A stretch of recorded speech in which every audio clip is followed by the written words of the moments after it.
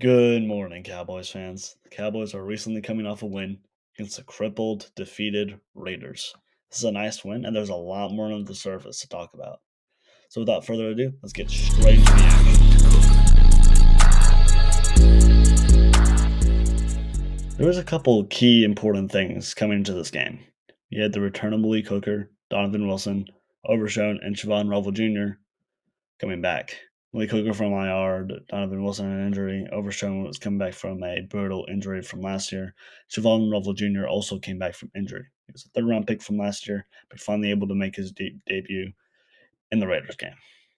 Along with that, it was our first game without Marshawn Kneeland. Sadly passed away just a couple days after the game against the Cardinals, and it's truly tragic what happened to him. It's rough. I mean, it was rough for the players, the fans, everybody, his family. It's rough. If there's ever a situation where anyone ever feels like that, whether it be a football player, you, someone else you know, the suicide hotline number is 988. You can call that, call up a friend, family member, school classmate, counselor, anybody. Just if you need to talk. That suicide is never the answer, and it never will be. Getting all that passes to the side, it was a nice game, and I'm glad we were able to pay respect to him with that. So let's talk about football because that's not always the most fun thing to talk about, but we got to talk about it. CeeDee Lamb and Pickens were actually benched the first drive, and a lot of people over talked about that. But there is a reason why. We don't know exactly, but you can assume maybe a lot of people were saying they were out gambling or whatever because it's Vegas. But it's probably something more like, hey, they just weren't being the best in practice. They weren't acting like themselves. Maybe there were some disciplinary issues or whatever. That doesn't matter. We aren't the coach.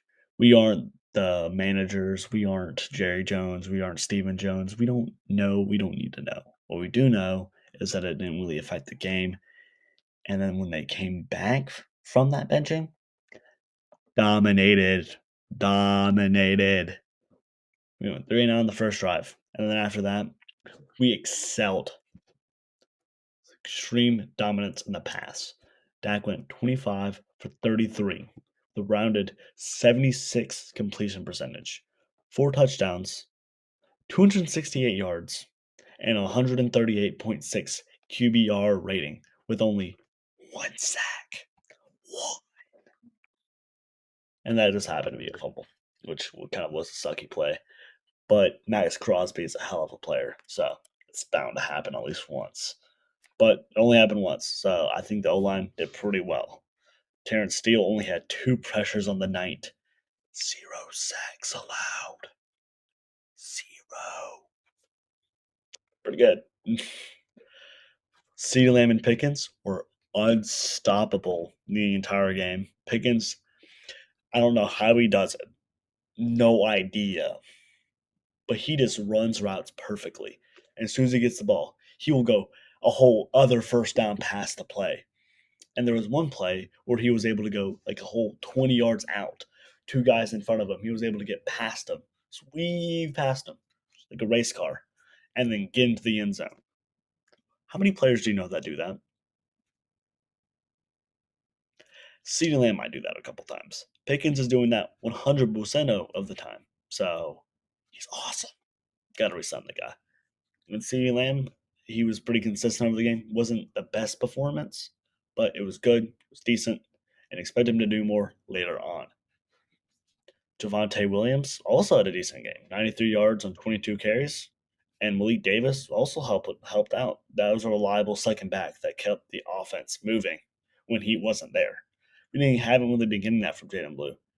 I think he's going to get there eventually. I think he just needs some more time. He's a 5th-round pick after all. You can't expect him to do everything off the bat. If he was a first round, sure, maybe. Second round, maybe. Third, you're kind of stretching it. He's a 5th. You can't expect him to be a reliable second back off the bat, especially when he's a smaller back and you're having to complement a big back. I mean, he's like a short big back. He's pushes through. He was that low center of gravity to fall forward, all that stuff. And he's a good runner as well. Malik Davis complements that really well. He's kind of a similar build, maybe a little bit smaller, but similar build, similar play style. Works really well with the system, as shown. Not the biggest stat line, but if you watch the game, you notice his performance. So pretty good. That's all for the offense. Now the defense, that's also a very spectacular thing we saw. It's what you want to see. As usual, the main topic of the game is usually the defense. Either it be, man, the defense sucked today, or please fire Matt Eberflus, or ah, ah. It wasn't like that today. We held the Raiders to 16 points, and most of that was garbage time play. And you might say, "Oh, it's the Raiders, Zeke." Oh, it's like when I remember when I said that about the Jets. There's something different about this, though. It wasn't just, hey, we had a good performance against a really bad offense. There's good things about that offense. Now, Geno Smith might be the worst quarterback I've seen this year. Absolutely miserable quarterback. Like, if I was on his team, I would I would retire as soon as I would pull a Gronk and just retire, just get out of that situation. It sucks there. But it wasn't the fact that their offense sucks, but more that our defense played really good. Now, four key defensive players came back, as I previously said: Overshown, Revel, Malik Hooker, and Donovan Wilson. And two players that we traded for: Quinnen Williams, absolute monster, and Logan Wilson. Now, Logan Wilson didn't really do much, just kind of there, but he did his job. Quinnen Williams, thank you, Lord. He was dominant. Now that Raiders O line is notorious for sucking, but he was beating double teams, harassing players, and robbing people of all their sanity. I feel bad for all those Raider fans out there watching this guy go to town on their O line.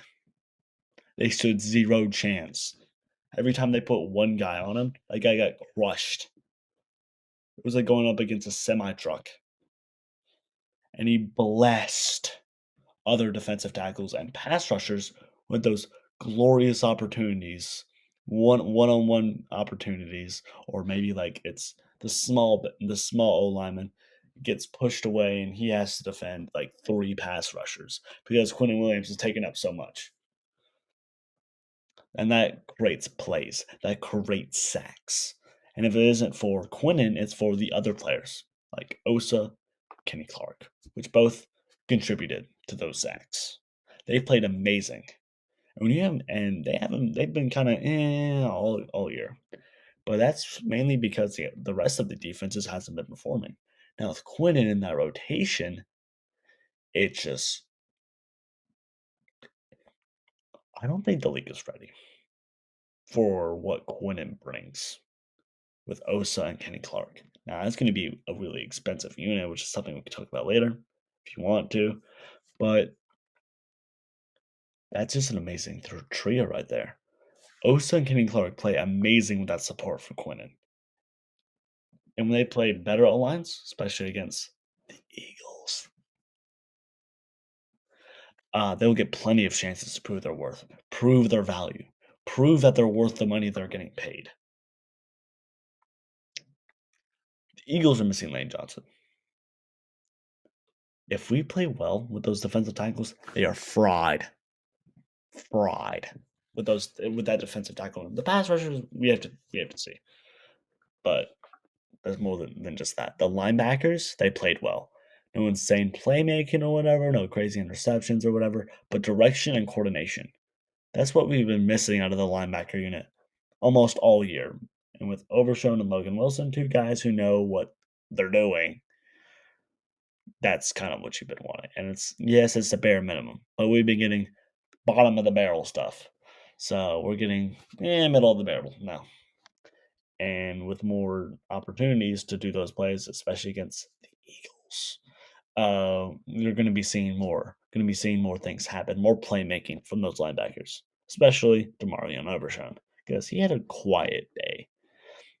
But I expect him to do crazy against the Eagles because we absolutely hate the Eagles. We all hate the Eagles. All right.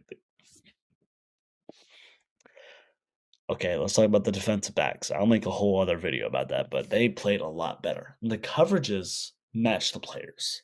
You saw Donovan Wilson a lot in the box safety thing. He was a great tackler. You would see Siobhan Revel also be a great tackler. Um, you would see a linebacker step back in coverage. They did pretty well. You saw Logan Wilson do that a lot. You saw Overshown do that once with Revel. They both came out after a guy, and I was like, as soon as I saw that play, I'm like, that guy's if that guy doesn't step out of bounds, he's dead. So that was a great play. Rebel had a good game. Like Hooker had a good game. The safeties did great, and they were able to like work with that pass rush, work with that run stop. Because when the run is completely stopped, held Ashton Jetty to 7 yards from 6 carries. This many from a elite running back. I mean, he's not playing like elite running back yet, but I have full faith that he will. And he has that talent. Yes, the O line isn't great. Yes, he's not the biggest back. But when a guy who's a lot smaller than him is throwing that guy to the ground at the zero, like at the line of scrimmage, makes you feel pretty happy. And there's some great coverages as well as that. The Ron Bland had an amazing comeback performance.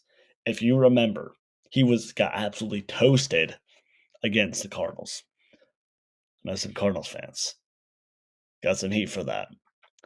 But he got absolutely toasted. But he came back. He showed that yes, he is still worth the money we paid him. Yes, he is still a great corner. And he has been getting the interception, the pick sixes that he has been. But he performed those great coverages, stopped guys from getting the ball completely. And if we keep seeing that from him, then he's going to be doing great, especially with Revel coming back on the other side. Safety's playing better. And hopefully the scheme is going to get better. And we're just going to see what happens for the rest of the season. If this defense keeps playing well for the rest of the season, then maybe Eberflus will keep his job, and I won't hate him with every fiber of my being. But that's the defense. Now let's get to the 5 takeaways. So here's my game. 5 takeaways. First one, offense is rolling again. I don't know what it was after that benching of CD and Pickens, but it started to go off. The run game was good, and the pass game was phenomenal. If we keep doing that, we should stop the sacks from happening, stopping the bad turnovers from happening, then our offense will be serious again. It will be able to beat those hard teams like the Eagles coming up, the Chiefs coming up, the Lions coming up. We can beat those hard teams if our offense starts rolling. Second takeaway is that the defense is showing lots of potential. We have a lot of money in this defense. We have a lot of potential going around in this defense. We just got to see if it can be put together and if it's going to work or not. And if it will, then a lot can happen. That leads into my third takeaway. If this defense works and this offense works together, then we can seriously make a run. Yes, there's questions about the defense. Yes, there's questions about the turnovers we've been making. But if we answer those questions and we say, "Hey, we can do this. We can make a run. If we win every single game from on forth, which is going to be definitely difficult, and we're definitely underdogs in this situation, then we can make a run into the playoffs. I don't know if we're going to get far from there, but if we can do that, then we can prove we're a serious team for next year, definitely. And that leads, and there's my fourth takeaway. If we need to make a run, if we want to seriously make a run, our defense needs to improve. We need to improve now. Every week, we need to think. We need to make a run. We need to make a run. We need to make a run. I need to play good. Every player is gonna be like, I need to do what I'm supposed to be doing. I need to play good. Guys around me gotta play good. And that's all the defense. And you can say the same thing about the offense, but the offense hasn't really been the problem. It's been our defense. So if our defense plays like complementary football with our offense, then we can seriously make a run. And this is my last takeaway. Siobhan Ravel and Overshown had some quiet games, but they are big players. And big players like to make a name for themselves, especially against teams that we don't like the Eagles. So expect more this Sunday. Line credits here.